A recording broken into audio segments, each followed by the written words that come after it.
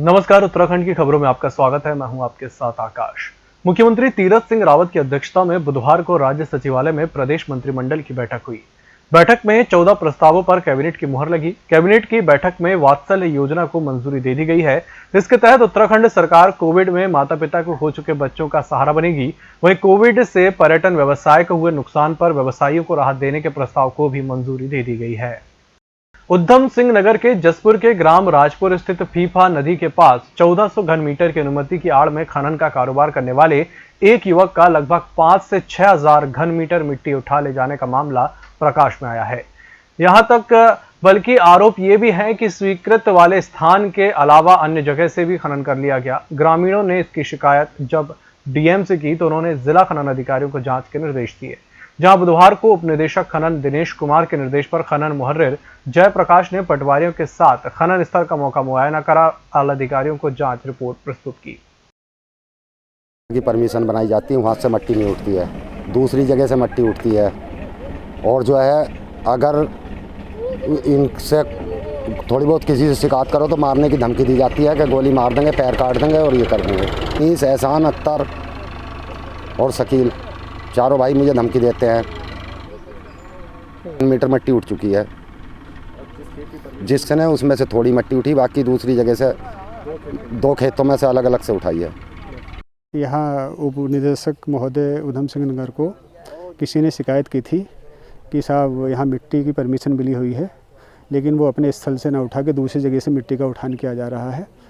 तो मैं आज उप निदेशक खनन महोदय के आदेशानुसार ग्राम राजपुर में और ये राजस्व विभाग की टीम के साथ मौके पर पहुंचा हूं और इसकी मैं जांच कर रहा हूं। जो भी कार्रवाई होगी मैं उच्च अधिकारियों तक इस कार्रवाई को लिखित में पहुंचाऊंगा। जहां पहले ही एनएच घोटाले की जांच की जा रही है, वहीं दूसरी तरफ जिला उधम सिंह नगर के जसपुर के गांव गढ़ी हुसैन में राष्ट्रीय राजमार्ग का एक और घोटाले का मामला सामने आया है, जिसमें पीड़ित व्यक्ति सतीश और उसके परिवार वालों ने एनएच पर हाईवे में जमीन आने और उसका उचित मुआवजा न देने का आरोप लगाया है और पूरे परिवार के साथ अपने खेत पर ही धरने पर बैठकर न्याय की गुहार लगाई है। मुआवजा नहीं देते, कहते दूसरे से वापसी लेंगे तब देंगे, और मेरा हाई कोर्ट में इस संबंध में वो चल रहा है। लेकिन ये ज़बरदस्ती बिना मुआवजा दिए मेरे खेत में कब्जा करने आ गए हैं और ज़बरदस्ती सड़क का निर्माण कर रहे हैं। उसमें SLO को अवगत कराया था और NHI वालों को अवगत कराया था और DM साहिबा को भी अवगत करा चुका हूँ मैं इसमें, लेकिन ये मेरी कोई सुनवाई नहीं हो रही। मेरे साथ जाती हो रही है और मेरा ये परिवार मैं यहाँ इनके साथ लड़ते लड़ते, मुझे भ्रष्टाचार के साथ लड़ते लड़ते 5 साल हो गए सर। और ये अधिकारी वगैरह सब जो आदमी फ्रॉड था उसका साथ दे रहे हैं और ना कि ये ज़बरदस्ती मेरे साथ कर रहे हैं। ये एक नायब तहसीलदार है, पटवारी नसीम है, और उनके साथ ये एक NHI का पटवारी है, क्या कहते हैं, उन्याल करके। ये ज़बरदस्ती हर बार आ जाते हैं, ज़बरदस्ती रात बेरात आ जाते हैं काम करने और मुझे परेशान कर रखा है, जिसकी वजह से मैं 2-3 बार मेरे सीने में भी दर्द हुआ है।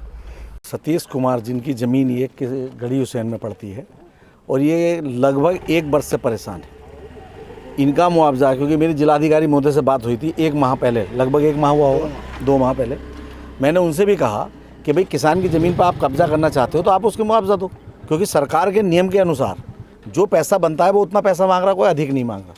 लेकिन उनका कहना है कि वो पैसा गलती से किसी दूसरे के खाते में चला गया। तो मेरा तर्क ये था कि भाई किसान की तो कोई गलती है नहीं, भाई उस अधिकारी पे एक्शन करो जिसने पैसा दूसरे को दिया। वो सस्पेंड होना चाहिए था, लेकिन अब तक नहीं हुआ। तो आप अपने अधिकारियों पर तो कार्रवाई कर नहीं रहे, लेकिन किसान के परिवार को आप उत्पीड़न कर रहे हैं। अगर कल को उसकी ज़मीन पर कब्जा आप ले लेते हैं तो वो तो मुकदमा लड़ता रहेगा और आपका हाईवे बनकर तैयार हो जाएगा। वो कहाँ जाएगा?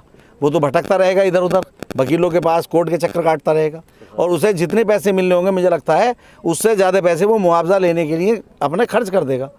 तो वो ऐसा क्यों करे? भाई जिलाधिकारी से भी यही मेरा तर्क था कि आप उनको पैसा दीजिए, ज़मीन पर कब्जा लीजिए, कोई दिक्कत नहीं है, विचार दे। लेकिन मैं इसका घोर विरोध करता हूँ, क्योंकि ये गूंगी बहरी सरकार है, जनता की सुन नहीं रही है। इसमें एक्चुअली NH बन रहा है और उसमें कुछ मुआवजे को लेके एक परिवार को मुआवजा अभी तक मिला नहीं है। तो वो तो बातें पूरी NH और रेवेन्यू रिलेटेड है। तो हमने पुलिस की तरफ से कोई लॉ एंड ऑर्डर ना हो उसके पहले जो हम लोग परस्यू करेंगे उनको, तो उन्होंने भी वादा किया है मुआवजे का।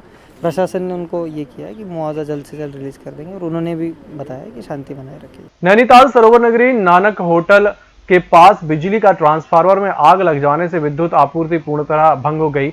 अलबत्ता कोई जनहानि नहीं हुई। एई बिष्ट ने बताया कि कूड़ेदान रखे जाने से उसमें लोगों के द्वारा खाना डाला जाता है, जिस कारण आवारा कुत्ते ने बिजली का तार हिला दिया और शॉर्ट सर्किट हो गया। मौके पर विद्युत कर्मी पहुंच गया और विद्युत आपूर्ति के लिए प्रयास कर रहे हैं। प्रदेश कांग्रेस अध्यक्ष प्रीतम सिंह ने आज नकौरदा में एआईसीसी सदस्य एसपी सिंह और सरदार भगवान सिंह यूनिवर्सिटी के सहयोग से जिला परवादून कांग्रेस कमेटी द्वारा आयोजित खाद्यान्न वितरण कार्यक्रम में शिरकत कर जरूरतमंद लोगों को खाद्यान्न किट वितरित की। हरिद्वार वरिष्ठ पुलिस अधीक्षक के निर्देश पर जनपद भर में नशे के विरुद्ध अभियान चलाया जा रहा है। इसी क्रम में भगवानपुर थाना पुलिस को एक बड़ी सफलता हाथ लगी है। पुलिस ने 48 ग्राम स्मैक के साथ हसीन और नवाब नाम के 2 तस्करों को भी गिरफ्तार किया है। पुलिस ने दोनों के पास से 2 इलेक्ट्रॉनिक तराजू बरामद की है। इतना ही नहीं, पुलिस ने दोनों की निशानदेही पर चोरी की 7 बाइक भी बरामद की है। एक सूचना मिली थी, जो हसीन है ये काफ़ी समय से इस काम को कर रहा था और लगातार पुलिस से बचता भी रहा है। तो कल इसकी एक सूचना मिली थी, तो सीओ मंगलौर और एसएचओ भगवानपुर द्वारा जब चेकिंग चालू कराई गई तो सूचना ये थी कि ये हल्लू माजरा तिराहे के पास में एक मोटरसाइकिल से आता हुआ दिखाई दिया। तो उसमें जब इसका चेक किया गया तो इसके पास से 48 ग्राम स्मैक मिला है। और उसके बाद जब इससे और पूछताछ करी गई तो जो पूर्व में ये वांछित भी चल रहा था हमारा गंगनहर थाने से, तो जो वहाँ से चोरी गई मोटरसाइकिल है वो और भगवानपुर से कुल 7 मोटरसाइकिलें से बरामद भी हुई है। तो एक अच्छी रिकवरी इसके हुई है। इसके खिलाफ एनडीपीएस एक्ट के साथ साथ जो वाहन चोरी है उसमें भी अभियोग पंजीकृत है और इसमें इसके खिलाफ गैंगस्टर की कार्रवाई भी की जाएगी। सर, भगवानपुर क्षेत्र में लगातार काफ़ी हद तक अंकुश लगा है। हम लोग लगभग जो काफ़ी समय से एक ये मामले लगातार चल रहे थे, कई लोग इसमें इन्वॉल्व हैं क्योंकि बड़ा इंडस्ट्रियल एरिया है, काफ़ी सारे लोग इसमें इन्वॉल्व हैं। तो उसमें लगभग अभी तक कुल मिला के 40 इसमें अभियोग पंजीकृत कर चुके हैं और काफ़ी इसमें कार्रवाइयाँ हुई हैं भगवानपुर क्षेत्र में और आगे भी इस पर कार्रवाइयाँ जारी रहेंगी और इसमें काफ़ी हद तक रोकथाम भी हुई है। इस बुलेटिन में फिलहाल इतना ही। इसी के साथ मुझे दीजिए इजाजत। नमस्कार।